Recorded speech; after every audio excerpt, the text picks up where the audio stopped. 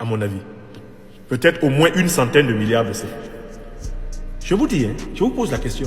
Donc on avait tout cet argent dans nos pays.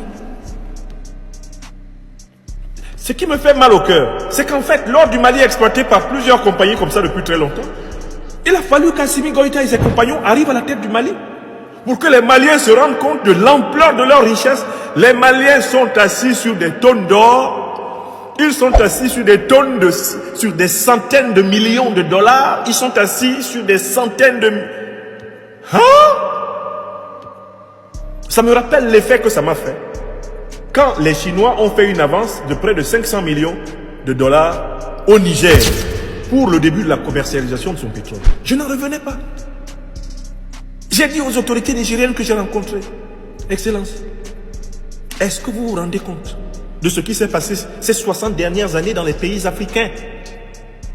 Est-ce que vous voyez ce qu'on peut gagner par une gestion souverainiste des ressources du sous-sol en un mois, en deux, en trois?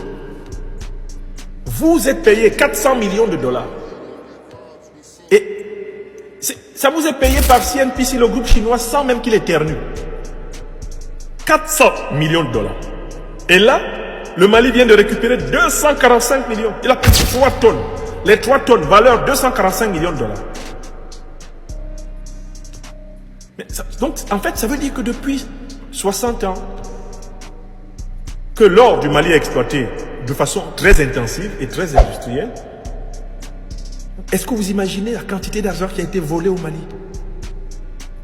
Mais en fait, on devrait décréter une journée de deuil national partout en Afrique. Le deuil des matières premières. Il faut qu'on élève le niveau de conscience des Africains sur l'immensité de la richesse qu'ils ont sous leurs pieds.